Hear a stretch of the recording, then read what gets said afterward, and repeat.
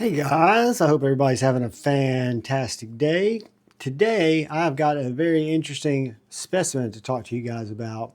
This is the Kansept Hira, H-I-R-A. I think it's pronounced Hira, but I could be a little bit wrong. It gets its name from a Japanese sword blade that's styled after, I guess, inspired by. I think that's pronounced Hira-osoraku-zukuri. So it's like a type of sword that's a tanto on a short sword. I tried to Google it. I couldn't find that much except a bunch of pictures and some things talking about it. But this knife is designed by a guy by the name of Marco Pinella, Marco Knives.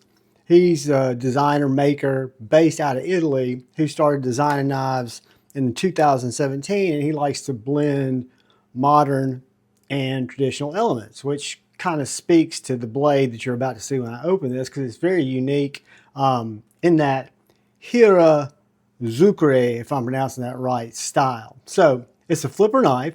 You've got titanium all the way around, titanium clip, titanium frame lock, flipper tab, or a fuller, and S35VN Wicked Tanto blade, which is the design inspiration that this is named after.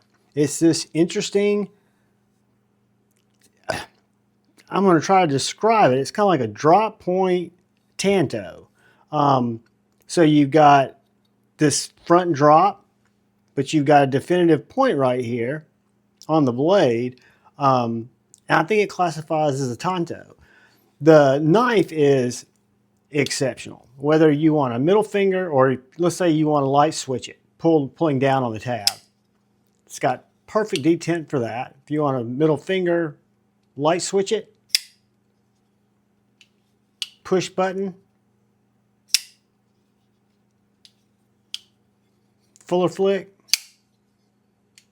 That groove along the fuller goes the whole way. I'm not good at getting my thumb here, so I can't thumb flick it. I haven't tried, but I don't think I'll be able to. But the middle finger reverse flick is very easy for me. It's just because I guess I'm used to middle finger flicking knives.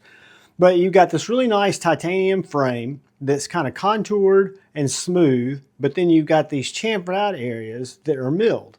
So I don't know if you can see that, but it's very finely milled.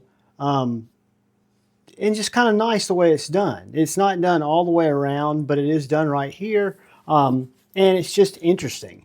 It's got interesting proportions all the way around it. Got a back spacer, about half of the back is back spacer. Really nice frame lock. I like the way that it's done. I like the way, whoops. You've got this little relief cut here. It's just interesting. It looks like almost, I haven't taken this knife apart yet, but when I look inside, it has weight relief on the show side. It's got almost like this frame lock, even though it's external, is mounted to the inside of this frame, almost like a internal liner lock. So it's unique. It's not done with a relief cut. It's done with a, I don't know if you guys will be able to see that. I don't know if you can see this area in the back here where it's almost like, well, it's basically where that frame lock attaches. Looks like there is a ball under this clip. I don't know if you can see that little ball. I think that's just part of the clip retention, even though it lines up right over this little area back here. Let's see if I can get it to, I don't know if I've got any charge in this light. We're going to check though. See that down in there? And you can see that that frame is cut and connects inside right there. I've never seen that before. That's kind of a first for me. And then you got weight relief on the other side. But then you've got this little odd, I think that might be a torque screw. because the clip comes off from the inside. We'll do a breakdown on this video at some point and take a closer look at it because it's very interesting in a lot of ways. The design of the knife is very interesting because, again, I've never seen a frame lock that didn't have... Yeah, that's completely cut through, and then there's a solid piece that's holding that in, but it feels just like a traditional frame lock. One of the things I will say is it could use a little better lock bar access. All you've got is this little chamfer right here on the lock itself. Very easy to get to, very easy to manipulate, but it would be nice if you could kind of pass through. I can understand why you don't, because the frame and the way that this blade sits in the frame really needs to be balanced, I'm sure, to carry over that design. So I'm not suggesting that it doesn't work well. It just seems a little bit limiting. I have no problem because I've got thinner fingers and I just kind of go in straight for it and it pushes right out of the way. But you notice it compared to some other knives that are a little bit more, have a little bit more access. But it's a good size knife. It's by no means small. It's by no means giant. Do a couple of quick size comparisons, then I'll get you guys some quick specs. Benchmade bug out. It's going to be 3/4 of an inch to an inch shorter than the bug out. It's going to be about a 1/2 inch shorter than the PM2, which means that it is going to come in right at 8 inches. I mean, dead nuts 8 inches. And then you've got a blade that is 3.5 inches, right under 3.5, and a cutting edge of right over 3.25. Your inside grip from here to here is 3.5 inches. So 3.5 inches from right here to right back here.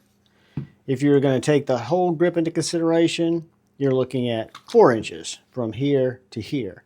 Does not have a lanyard loop that I can see. Doesn't need one, in my opinion. I'm not a lanyard using guy, but I can understand why you would be. It's flat ground. I mean, I can understand why you would like lanyards. This one just doesn't have a hole for it, but it's large enough to where I don't think you would need it. Very slicey. Again, this is flat ground, kind of saber looking. You got the back grind, and then you got the front grind, and they look to be consistent, i.e. the same, not compound.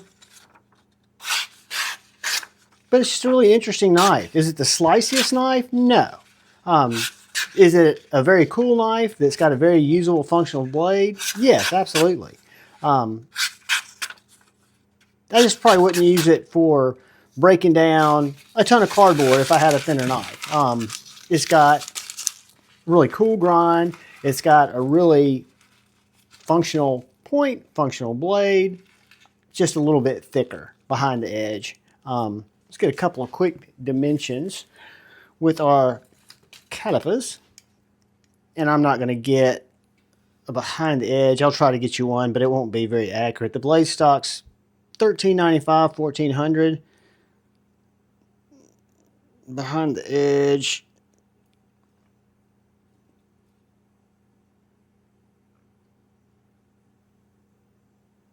.0220 roughly, and I'm guessing it's about a 1/2 inch handle thickness. It's right at 1/2 inch, 0.49, and it's got a DLC coated blade, diamond light coating. I don't know what the material is, if it's PVD. This S35VN is the blade steel. Glassy action, perfectly centered. Again, I would like to take it apart just to see, get a closer look at that inside of that frame lock, because it is definitely a frame lock. It's just done differently, right? Get a quick weight on it.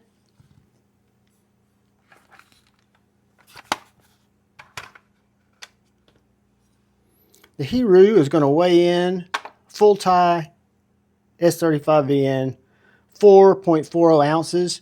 And that's a knife that's got right under 3.5 inch blade, 8 inches overall. To me, that doesn't make me mad when I'm looking at a full tie knife. One thing I didn't show you guys, the clip works really well on this, and almost every Kansept I've tried out so far, the clips have just been exceptional.